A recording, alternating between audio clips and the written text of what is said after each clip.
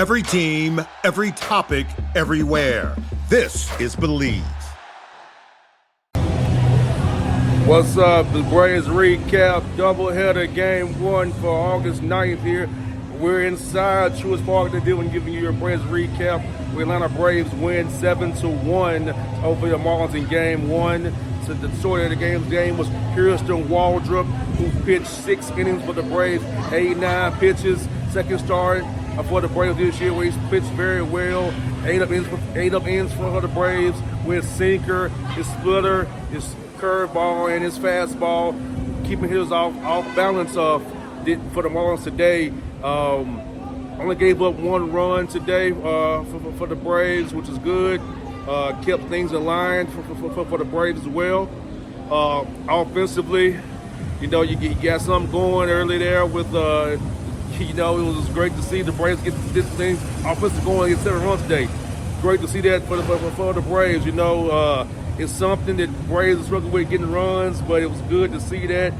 And then in the bottom of the second, Murphy hit by a pitch, Harris doubles, and Albies hits the ground ball, gets him over. Eli White sacrifice fly, gets him in, make it 2-0 for the Braves. And then, in the third inning, Profar walks, Olsen got a single, and then, you had get hit by a pitch there, so single to right rather, and the ball is single to center, made it 3 to nothing for the Braves there. So the Braves had enough today to win the game with their offense today. In 7th inning, the Braves had scored 4 runs. 7th inning, highlighted by Michael Harris, 3-run home run for the Atlanta Braves to win the day, to go to 49-67 on the year. Game 1 of the doubleheader here at Truist Park. You see behind me, empty stadium. You see behind me. So the Braves got the job done today. But Hurston Waldrep was the story of today's game, pitching very, very well, keeping the bullpen rested and not doing too much. He had 2 games today. Only pitched Johnson 7 innings. He got a hold. Dylan Lee came in the game as well. And then also you had Kennedy come in for the Braves to complete the game in 9 innings. So the bullpen was not taxed. With game 2 here coming up here at 7:15 in Truist Park tonight. So like I said, I'm out here in the stadium right now doing my thing. I'll be here. So as you can see, we're here live here, giving you a Braves recap live from inside the stadium. See the ambiance behind me. Ambiance behind me. Truist Park, baby. So tonight we'll be outside as usual, but since it's doubleheader day, doing it from inside. This is giving you a Braves recap. We'll catch you on the flip side. We out.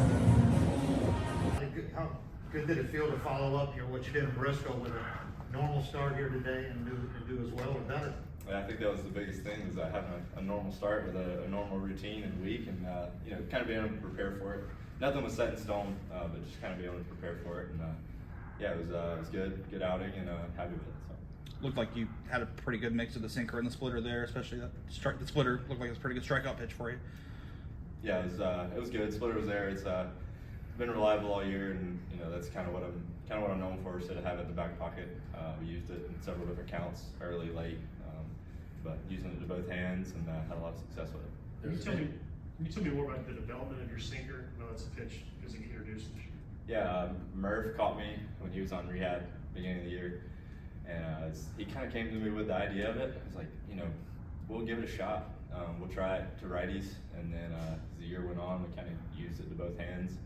And both starts up here, it's been to both sides, produced a ton of ground balls, and really happy with how it's played. So there's a bit of that side showing how your leg kick has changed a little bit during the season. How's that helped you just have a more consistent delivery and help your mechanics? Yeah, I mean, my biggest thing is just being as athletic as possible when I'm on the mound. Like that's always been the base of my mechanics and everything that I do. So struggling earlier in the year, it's kind of all it boiled down to, is just how can we make this as athletic as possible? And so that's where we just changed the leg kick. We're like, this is going to allow me to get the right rhythm, not have too much movement, and we can produce the same velocity, if not more, with a different leg kick. And the biggest thing has been command, just commanding both sides of the plate with all pitches. And the payoff that we've seen from something like that has been awesome. I've loved it. So. How much did you cut out? How much did you eliminate? I mean, it's it's not really thinking about the leg kick. It's kind of like I don't know, I'd compare it to like a Luke Weaver type thing, where just the front leg just kind of hangs there, and catch myself in my back foot, and just stay controlled, keep everything under control as possible. So I don't really say we let's cut down 50% of the leg kick. It's just let's not focus on making it so big. Let's just let it be natural, and let everything happen a little more naturally. Saw your reaction to the pro. Looked like you were in a bit of disbelief. That was unbelievable. First off the pitch, he got to the pitch, and then I was watching the ball, and I was watching him watching the ball, like you do with something like that.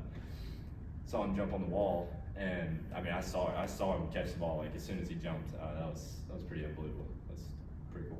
I know she wasn't behind the plate, but how cool did it feel to be part of history today with the first female umpire? Yeah, I mean, I've had her in AAA a couple times. That's really cool. I was, able to congratulate her. That's awesome for her. I know, I can't imagine how hard it is for her to have come up, and everyone says it's probably told her it was impossible, but to be able to be part of that, and they made a big deal out of it as it should be, and that's pretty cool for her. Hurston, these two starts versus the two you had last year, how different is it for you mentally from the standpoint of do you feel like you belong here when you're out there? Yeah, absolutely. I mean, you can say what you want. I felt like I belonged to her last year. I feel like if they didn't want me here, they wouldn't put me up here. So the results are not always how the game should. It's not always a determination of who should be here and who shouldn't. So we had the injury, and things happen. This game filters out who it needs here and who it doesn't. So having these two starts here this year, but just really everything that I've worked for this year is a completely different mindset, and but it's one of where I know what I need to do. I know it has to happen. I understand how the business works, how baseball works. So it's not really like a it didn't scare me. I wasn't afraid of the failure that I experienced, but it just allowed me a chance to grow and to go in the office every day, do what I needed to do, and just prepare. Can you expand on that conversation that went into creating that pitch afterwards? Yeah, we were in the video room after. It was the day after the start. He called me in. He's like, "Hey man, let's go over the start a little bit. Let's look over some things." He noticed some things in my four seam. He's like, "Hey, I think it'd be really easy for you to throw a sinker right here." And I agreed. I threw in the bullpen 2 days later or whatever it was. He was still there on rehab, and I was supposed to throw it to him again that week, but it didn't happen. But it was a lot of video, a lot of comparing myself to other guys who are in the who have the same arsenal, and how it would play and work with both hands. But he was really helpful in the process, and kind of opened some doors for me to be able to go and do that, and know that from what he was seeing, that it would play really well. So. Knowing the struggles that the starting rotation has had this year, especially injuries, what does it mean to come in and deliver the way you've had so far? I mean, it's my job. That's what I have to do. I'm here in whatever form or fashion that they need me. So that's been my goal from day one, is to, if they say, "Hey, go right now," that's what I have to do. And that's just how the season's played out. So it's very unfortunate for those guys, and they, I see it behind the scenes. They work very, very hard, and a lot of those guys are very earning their positions, and for me to be here and to fill that spot, that's what I worked for, and you can't ever not be prepared for it. So just happy to be here, but really just doing what I have to do. All right, thanks, Hurston. That went into creating that pitch afterwards? Yeah, we were in the video room after. It was the day after the start. He called me in. He's like, "Hey man, let's go over the start a little bit. Let's look over some things." He noticed some things in my four seam. He's like, "Hey, I think it'd be really easy for you to throw a sinker right here." And I agreed. I threw in the bullpen 2 days later or whatever it was. He was still there on rehab, and I was supposed to throw it to him again that week, but it didn't happen. But it was a lot of video, a lot of comparing myself to other guys who are in the who have the same arsenal, and how it would play and work with both hands. But he was really helpful in the process, and kind of opened some doors for me to be able to go and do that, and know that from what he was seeing, that it would play really well. So. Knowing the struggles that the starting rotation has had this year, especially injuries, what does it mean to come in and deliver the way you've had so far? I mean, it's my job. That's what I have to do. I'm here in whatever form or fashion that they need me. So that's been my goal from day one, is to, you know, if they say, hey, go right now, you know, that's what I have to do.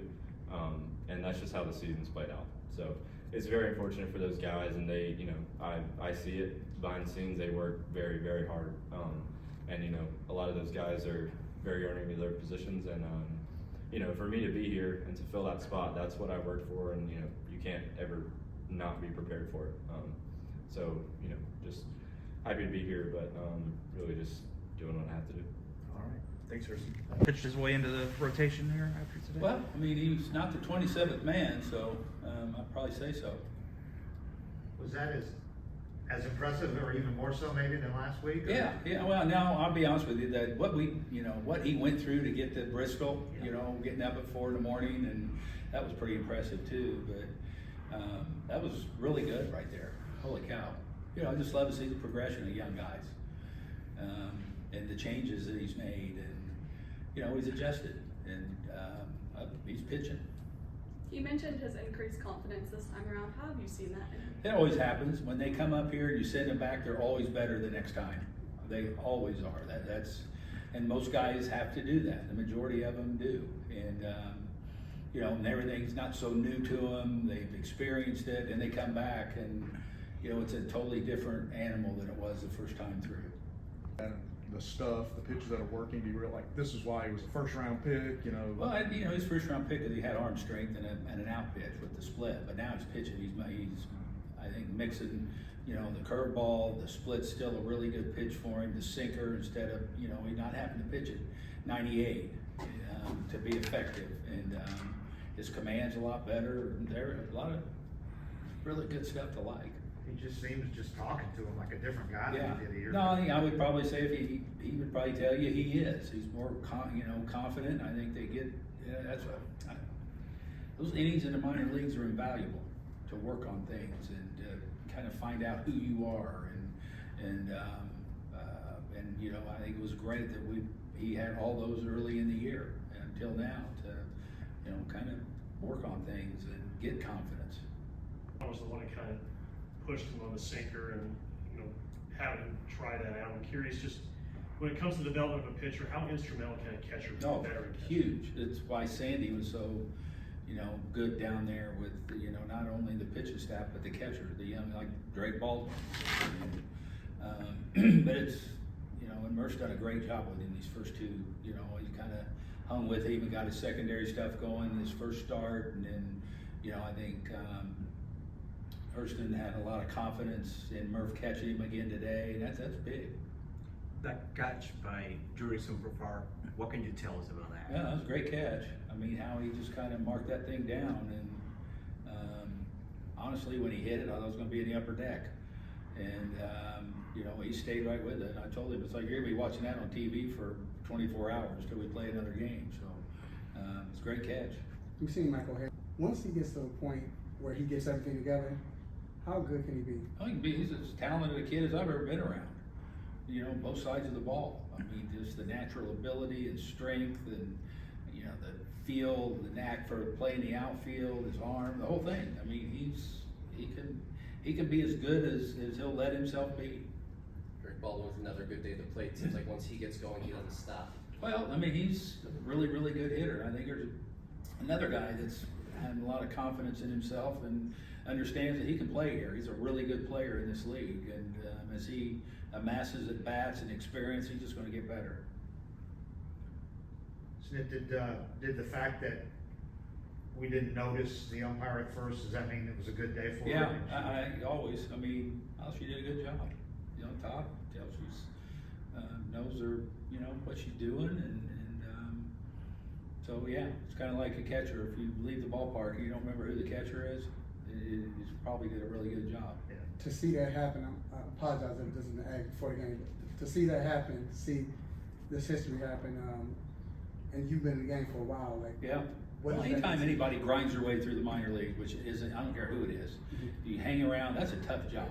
And, you know, talking to umpires over my years and, you know, their travel and what they go through and everything, I'm happy for anybody that sticks it out and grinds through a career like that and gets the opportunity to be where they want to be. So good for her.